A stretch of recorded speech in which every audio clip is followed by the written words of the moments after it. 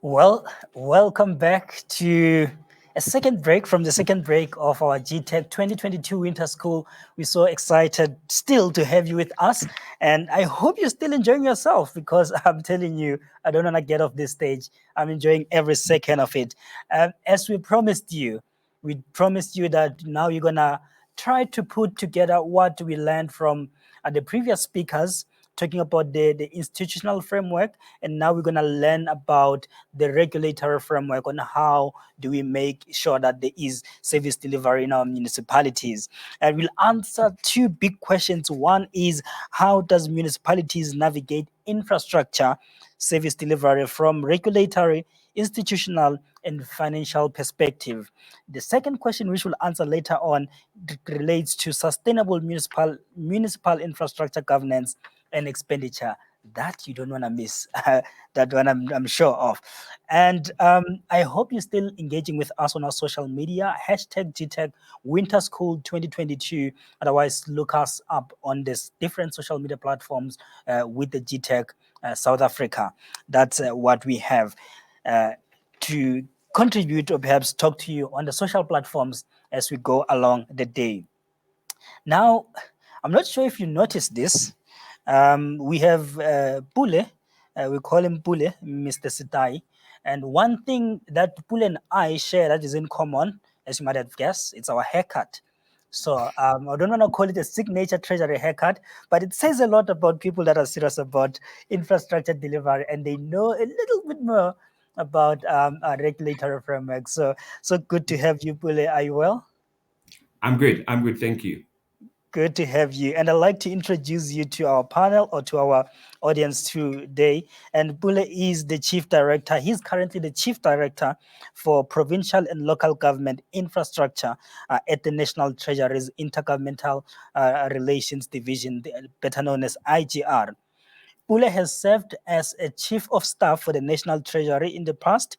And in his current role, some of his responsibilities are to facilitate the mobilization of the capacity improvement initiatives for infrastructure delivery in provinces and municipalities, to monitor and assess the effectiveness of programs, assess compliance with policy priorities, to facilitate the development of guidelines to infrastructure planning and asset management as determined by the Public Financial Management Act, otherwise known as the PFMA, and the MFMA, which is the Municipal Finance Management Act. Pule's responsibilities entail participating in the reviews and alignment of intergovernmental planning and processes. Joining us online is, as I said, Tarafara Setai, that will share with us some of the great nuggets around the regulatory environment of municipal infrastructure. Pule, over to you. Pussy, thank you for the kind introduction. So I was listening intently to the foregoing speakers, and they have delivered quite gracefully in terms of the subject matter that they were involved with. One of the key things is that they actually alluded to this complexity, an increasing level of complexity.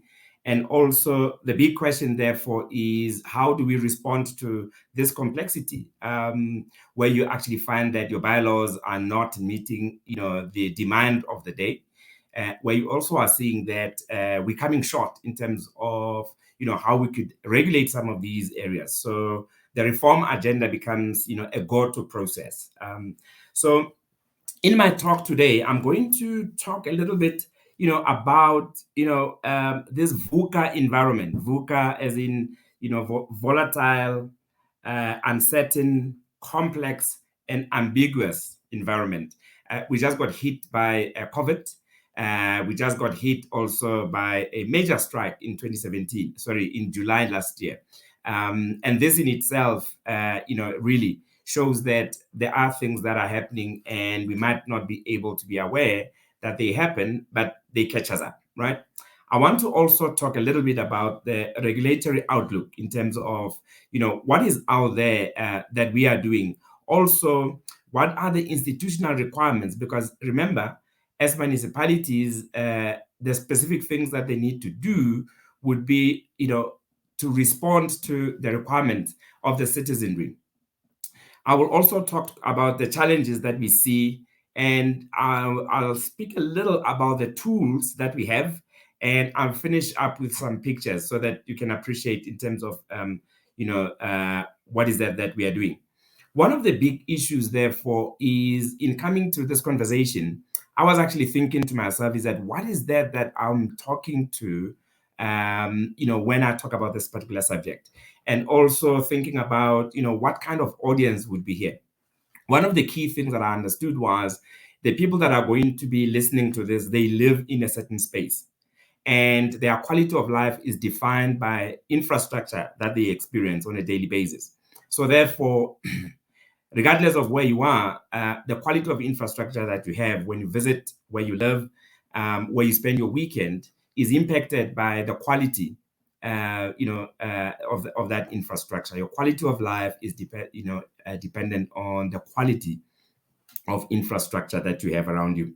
So as we go into the presentation, the pinnacle law that actually drives South Africa, it is, the Constitution. And out of the Constitution, there are specific mention of how we respond to specific things as team finance.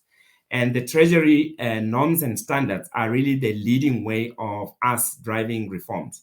And specifically, sections 215 and 216 in the Constitution, this is basically how, I'm not seeing my presentation, so I would take that it is coming up somehow.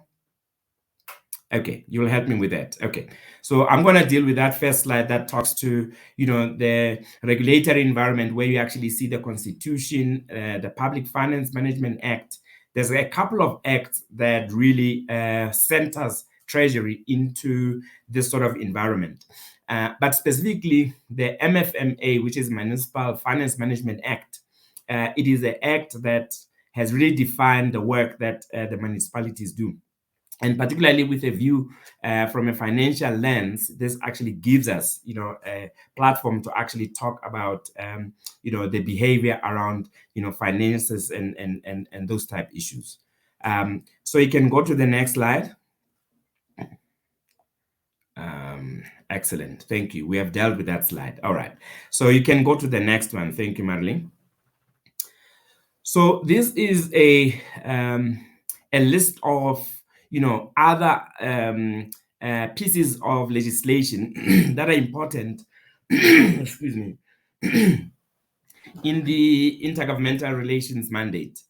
And these specifically are talking to how we are managing this environment, because one of the key things, therefore, would be to look at the output in terms of what is given by mandate of the National Treasury, but also specifically of the IGR, because if you look at, where the municipalities fall in terms of the responsibilities that we have within the National Treasury, will be underneath the intergovernmental relations. So it is to look through that lens to understand the sort of reforms that we will have, and also in terms of, how best are we really interacting with this sort of environment. In the next slide, you will realize that what we are talking about here is that we're looking at what we call a local government accountability cycle. This is very important, particularly in the area that we are talking about, because the processes of collecting the needs of the citizenry in terms of the IDP, and putting that on a budget, and putting that to an infrastructure layout to say, how do you support this particular wants out of the IDP? We call that the SDBIP. And then you need to be reporting in here in terms of how well or not well you are doing in terms of the outlook that you had in the budget. And both you are reporting financially and also non-financial. And then you end up with the annual financial statements that then goes into an annual report. And then there's oversight, various bodies then do oversight. There's, Section 9 organizations, there's parliamentary processes, there's the legislatures, and also there is, in terms of the municipalities, therefore, it will be the council. So there is a specific thing about the silver lining across this. Basically, is how well or not well are we doing? But the main thing really, it is to improve service delivery, and which is why in how you look at the accountability cycle, you basically are looking at a tool through which you can actually be able to hold, whoever who is in this institution responsible. In the next slide, we talk about challenges within infrastructure. As I said, the quality of life, it is really supported by the quality of infrastructure you have. And there are specific things that, colleagues that had spoken before had indicated. Poor initiated projects. Government continues to pay more for the infrastructure. Poorly resourced infrastructure delivering units. Fewer people having to do more than they can handle. So I can go on and on in terms of looking at the challenges in infrastructure. However, all of these challenges at the bottom, really, they are impacting on people's lives. So the question is, therefore, if we look at these challenges, what is the response institutionally that you'd have in terms of working in an institution? But also, I know that there also are practitioners that are not working in the institutions, but are working in tandem with government in order to actually meet these particular requirements. And these challenges that are there are also impacting on, the people in general. So the question is, how are the communities interacting with institutions like the municipalities? And we are finding that in most of these, there are, glaring examples of discussions went wrong, where projects that are on the ground are not discussed prior to the time, and people on the ground are then rejecting it. An example would be, there's a challenge with water, but a library gets burned down. So the question is that library of a lesser value to what the grievance of today is? And the roads, are being damaged. So we see this and we're asking ourselves questions around, what is that we need to do, both as institutions and also as government, and also as Section 9, organizations across the board, including communities, to say, how are we going to manage ourselves around this so that we can actually have public value? In the next slide, what we're talking about is that what are the tools, therefore, that we have that can actually help us into managing this? So there is a plethora of pieces of legislation that needs to be met. But the one that really goes to the heart of it is the advice around how do you do infrastructure procurement. And I just wanted to stop to talk a little bit about this, because what we are finding is that institutions of higher learning, they do very well in terms of, increasing the knowledge around supply chain management, which is, a very well established career. And they also do very well in terms of, the built environment. What we are finding in government, and we're struggling with this, is how are we really attracting people into infrastructure procurement? Because it has appeared to us to see that it is really a skill that you build of working through the system and understanding the requirements that government has. And what we are picking up in the system is we actually are not finding professionals that actually are working in this particular space. The knowledge base around infrastructure procurement is there. However, if you have to, look for professionals in this, in institutions that we're talking about, we actually find there's a lot of great people that are working there. But infrastructure procurement, it is an area that really needs attention. So this area, it is basically led by what we call the Framework for Infrastructure Delivery and Procurement Management. This FIDPM, as it is in yellow, has replaced what we call SIPDM. And what we are finding also is in 2021, July, the FIDPM became effective. And what we are seeing in institutions, in municipalities, is that a whole host of municipalities has not gone to council to actually make this a policy of the department or of the institution, and therefore it is part of the policies that you have to go and approve so that you can support the delivery of the budget, or the expenditure of the budget. So this is the gap that we are seeing, and we're observing it, and we're thinking, there is a way that, these tools that are quite useful and also that we have support with, that you can actually look at it. One of the key things here is really about governance of infrastructure. And colleagues have spoken about, how infrastructure impacts on the lives of the people and also on the examples that they have done. And what we're finding is there's a governance process to actually lead to an end of a process. And FIDPM is that tool. So we're saying FIDPM has been a result of a broader reform called the Infrastructure Delivery Management System.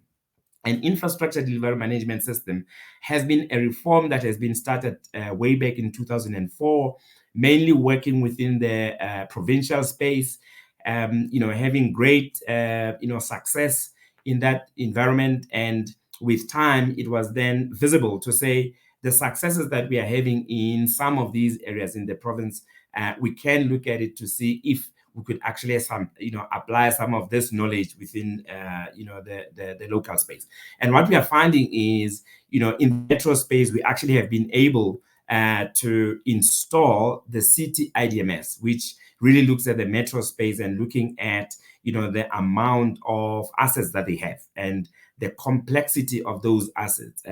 And the metros has then taken up the city IDMS to be a reform that they use in this sort of environment. I have to add that city IDMS is not enforceable, but the FIDPM, it is an instrument the Auditor General will use to actually, go through an audit of seeing if each of the infrastructure projects has actually followed the right governance process. So what we are seeing also is that there is a lot of debate around the triple PFA. You remember the Concord judgment, that really has impacted, the whole of government, where, we saw the DG of National Treasury halting, procurement for a couple of days. So where there is clarity that was not there. And now, luckily, we are open again for business.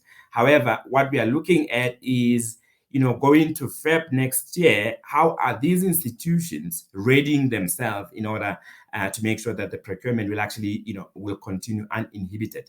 So these are the sort of things that needs to be part of the conversations and ensuring that we can actually be able to advise properly.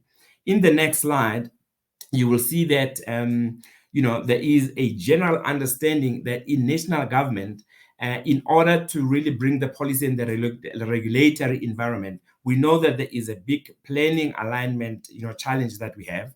There are a lot of fiscal reforms. I mean, colleagues were talking about those reforms earlier.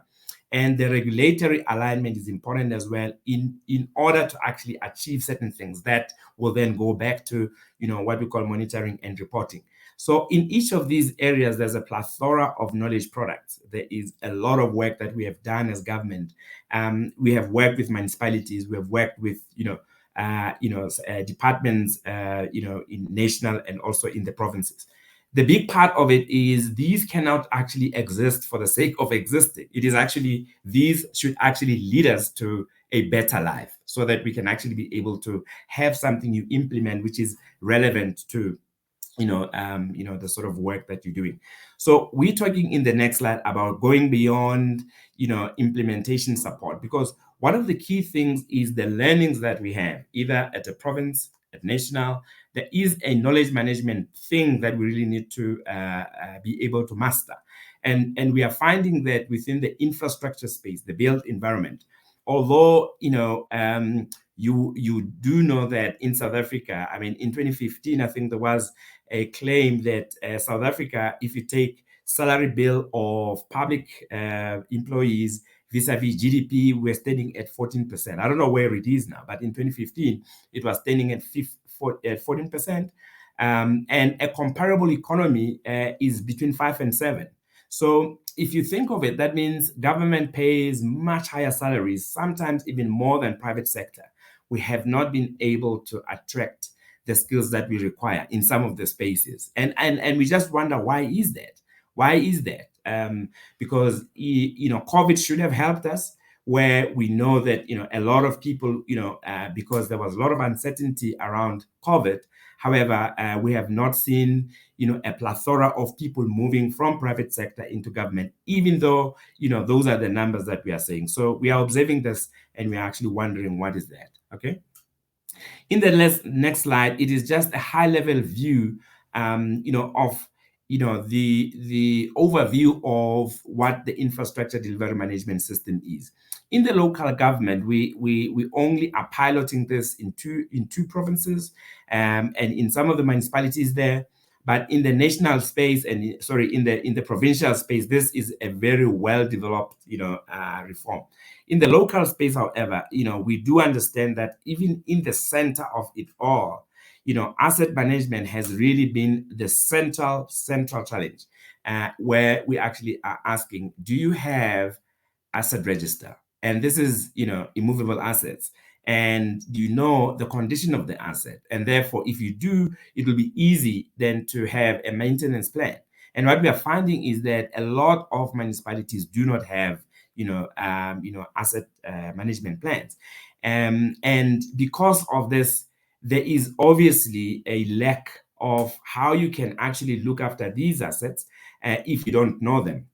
So there is something that we need to do there. The second part is really planning and budgeting systems. Once you have the asset register, then you can plan properly. Then you know that these are the assets and this is the maintenance strategy that you're going to follow in terms of these particular assets. And finally, you then look at the infrastructure procurement. This is basically where you actually have a procurement plan and make sure that you can actually follow that through. What we are finding is in the last 5 years, 21 billion has been returned to the National Revenue Fund. And there is a clear need for infrastructure. There is a clear need for this particular need. There also is a very clear need for skills in this sort of environment.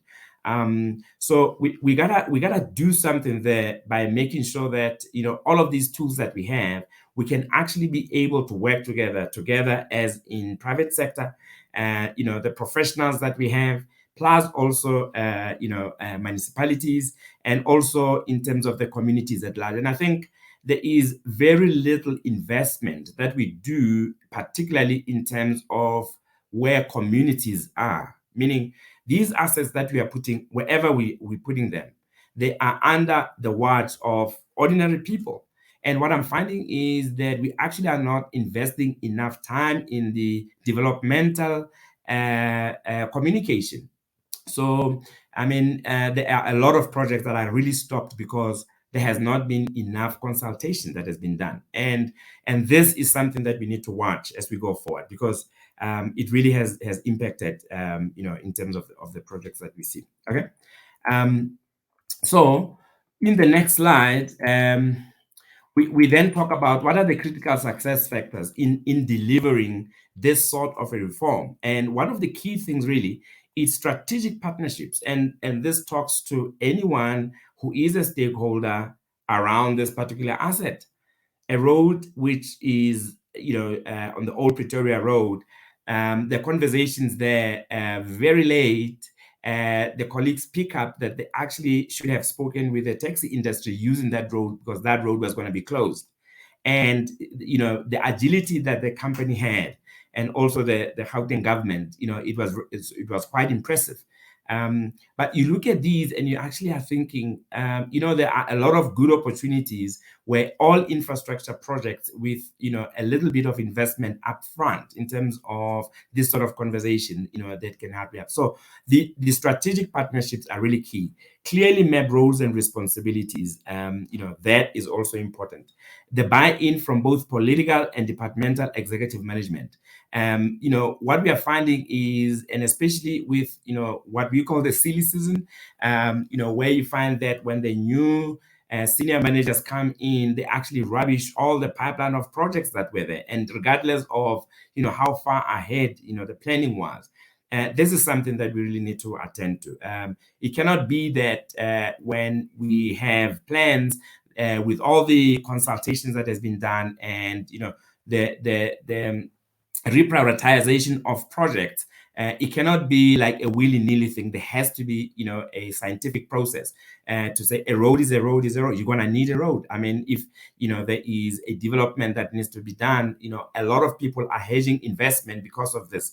So because of this volatility, which is really in the leadership of some of the institution, it really makes it difficult for private sector to actually invest, because they don't know if things are going to be still the same tomorrow. And this is what we really need to look at. Training and capacitation is a real challenge, where you find actually that there's juniorization of positions, where you find that in some of the institution, you actually do not have qualified professionals in a role. And this is very important, because if you don't, then it really would have a challenge. Okay, so I'm sent a message here. I don't know if we need to do something like that. Okay, excuse me there, colleagues. All right, so and finally, the leadership alignment and effective stakeholder management. I mean, we've spoken about this, but the real matter really is it is actually something that we do not like from a national treasury's point of view of withholding money from the economy. Because what it means is, if you are not spending that money, you are holding it from the economy. But at the same time, you can just give the money if there are no plans that you have evidence that you have approvals and all of that. And I think it is about time where we actually are actually asking hard questions to say, the budget that we're receiving, are they equal to the readiness that we have in the projects? Because the pace is not increasing, and lesser ability to be able to borrow, it is on the horizon. So the thing for us to think about, it is a better planning that can actually result in us making sure that we can actually have a better alignment in that. And finally, monitoring and coordination, those functions are really some things to be done. So in the next slide, you will see that there's considerations in terms of preparing a project pipeline. In the next slide, at a high level, it is built environment performance plan and the value chain. So one of the things that you will see that it is mostly in the media as well about where is the pipeline, where are shovel ready projects, and this language we need to watch and listen carefully to say how ready is ready. So there is a scientific process to say this is a ready project, because colleagues would know. But internally within organizations, how do you then produce those ready plans? So all of these processes that one needs to follow, it is important therefore to make sure that you follow them.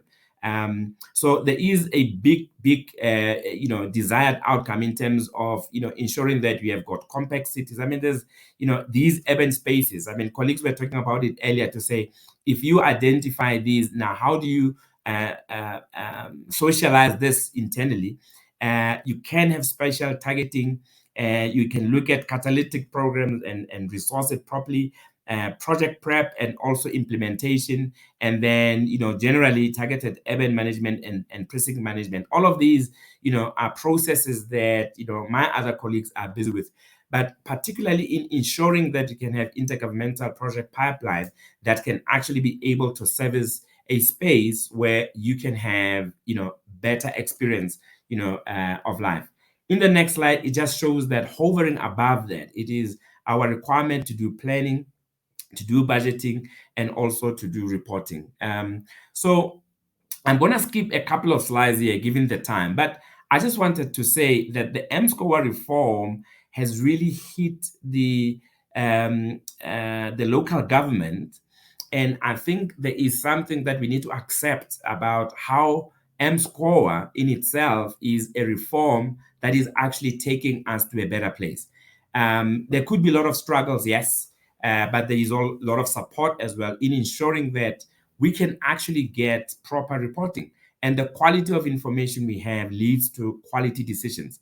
So in a way, in the next slide, you will see that if we talk about MSCOA, we also are talking about how chart of accounts are reported. And the big part of it really is business and organizations will change because of the types of information you have, because it leads you into making sure that you can actually have understanding of operations and all of that. So so you can go to the next slide, the next two slides, then yes, and then you can go to the next slide, please. Thank you. So in this slide, you went one too far. So yes, thank you. So in this slide, colleagues,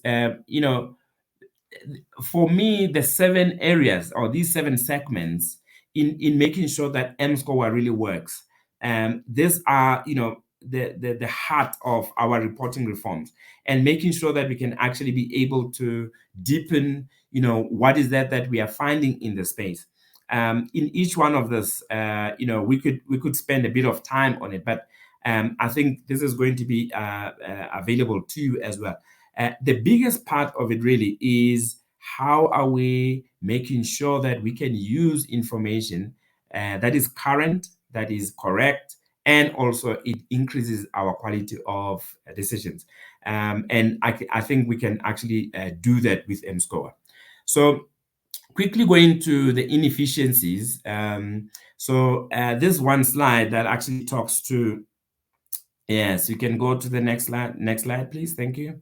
Yes, on that slide. Yes, thank you. So in the inefficiencies, I just wanted to talk about 2 things. I mean, you can follow here to say poor management, municipal management, and poor political economy or governance, social economic changes that are there, systemic problems, supply chain management issues. But the primary cause that we are finding really is where there is poor governance and weak institutional capacity that can actually lead to a poor service delivery. And what we are finding is, continuous acting of CFOs, at that level. And also the lack of consequence management. I think this has been highly, highly spoken about. But what we are finding now in the dysfunction of the municipalities is the political instability, particularly hung municipalities. And if you look at, the administrative interface, and political interface, this is really a pain that we are seeing, to say there's something that we need to be doing here, and in ensuring that we can actually be able to pay some attention to this. So colleagues know what this is about. So in the next slide, this just talks about, how COVID has really shown that the structural constraints that we have, particularly in the urban spaces, are very deep. And it actually demonstrated to us that in terms of, how we look, at revenues, how we also look at how we collect those particular revenues from a municipal side, there's some things that we need to do. So our digital migration has been highly, highly accelerated. The fragmentation that we have in terms of, our spatial form, and also government programs, that have deepened the fiscal challenge through addressing symptoms, not causes. And all of these we've seen. So in the next slide, what we are saying is, we are saying there's priorities to harness this urban dividend, right? So from the spatial integration side, we wanting to look at how we can expand access to affordable housing in well-located and also integrated human settlement. And the examples that Prof was talking about earlier on the informal settlements and in situ upgrading that, the small entrepreneurs are doing in that particular space is really something to watch, because it is something that, from a municipality's point of view, this is where I'm saying the bylaws are not agreeing that you can actually do A, B, and C. So what kind of thinking are we having around this? Because, obviously there is a market that is being serviced. And the question is, this particular market, is it, something that, will sustain? So this is really the question. So I'm going to go to the next slide, because I just wanted to share with you a couple of slides, particularly in relation to some of the visits that we have. So in this slide, I don't see my slides now. So okay, you'll help me. So I can just talk through them quickly. It is how the construction market has been impacted by COVID-19. And I don't know if we actually have got the financial impact to this. I know that there has been some few figures that has been chanted around, But the hard lockdown has really dissipated a lot of companies. And because of the restrictions and the working conditions, some of the deliveries couldn't be done. And, so there were a lot of challenges there. So that's one big issue that we had seen. But the other is really what we call business forums. Others are calling different names. But it is these protests, or let's first start with the 30% brigades, where criminal element in some areas, are demanding a 30% of the value of the project, and this is really cutting our construction projects to a standstill. The challenge with it is that because of this, if people do not accede to it, then disruptions are plentiful, and that really is the challenge that we are seeing that we really need to look at. Community protests are linked to whether or not are we having conversations sufficient to actually make people understand what is that we are doing. And the question is, do we even have platforms where you have a city hall type conversations, and it could be ward based, right? So there's those conversations. I mean, the way things are now cannot be driven like 20 years ago.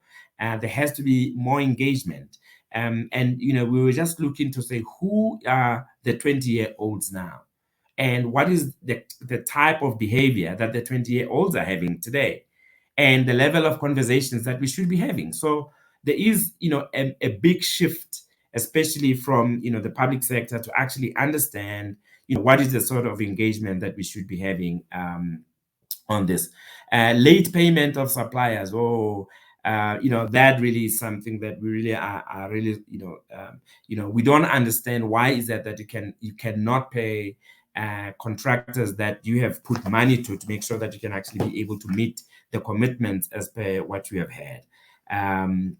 So late payment really is not something that we take lightly to. And I know that a lot of my colleagues on the line here as well. So there also are roads projects, that we had seen that they had went well. And in this one province, we actually were quite impressed that we could actually see a lot of those road projects done on time, within quality, using the right technology, and we were quite impressed by it. So bravo to some of those projects. And the next slide actually shows a derelict alternative technology.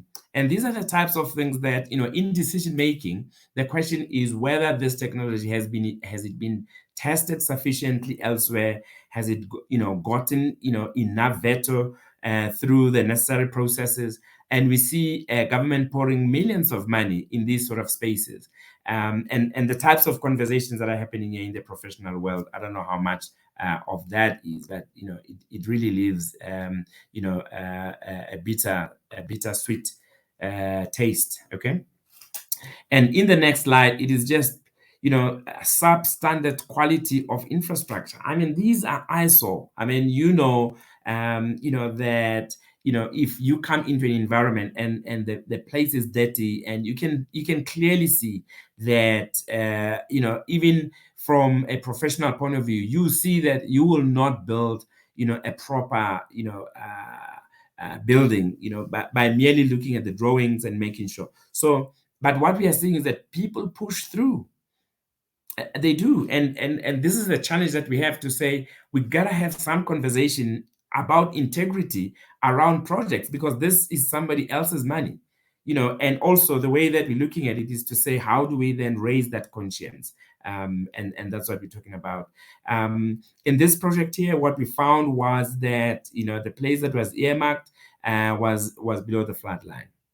And after a few years, these people are actually going to lose all their investment because of where they have built. And the question is, that relationship with the municipality, is it a long time that they take for this to happen, or is it just the fact that people are ignoring what they should do? So these are all that we are observing. So we say governance within municipalities can actually be able to help. So this is in the next slide.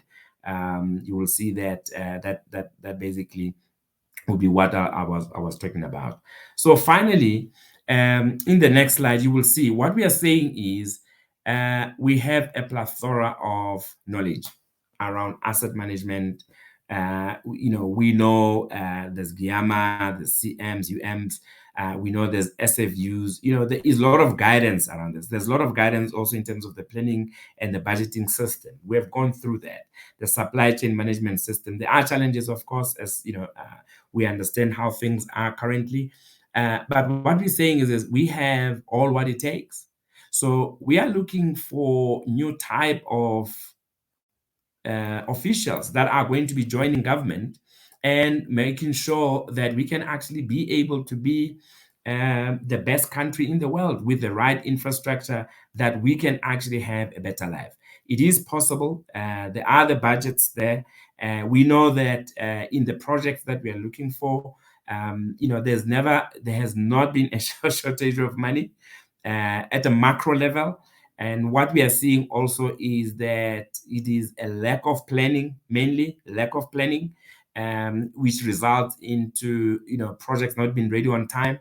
It is the linkage between planning and budgeting, because we work through the budget cycle. But the thing is, we have to be also working with the private sector.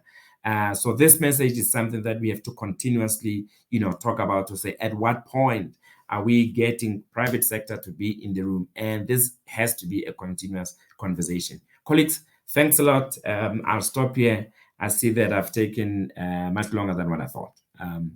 Thank you, Chair.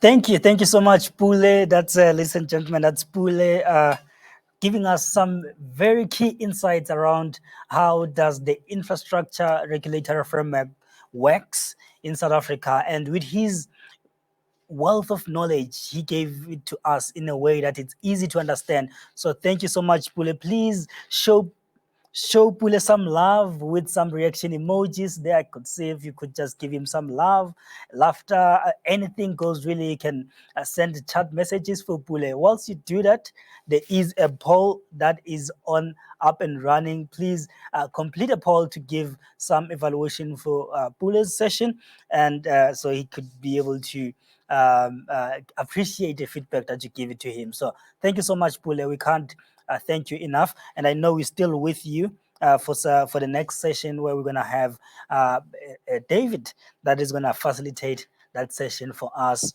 joining us from George. Is David with us? Whilst we waiting for David to connect, I can tell you now that the next session answers some of the questions that you've been waiting for. And this is the penultimate session. Well, it is the ultimate session before we go for an extended break, or that we're going to be about 45 minutes or so, or 15 minutes again, sorry, or so. So,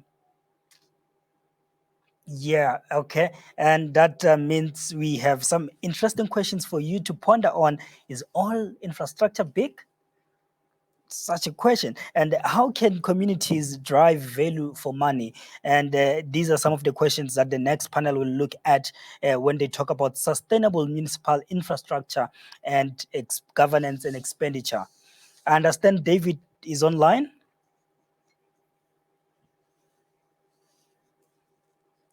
All right. I understand we're going to end this session now, and we're going to join another one. Let me just get a confirmation from.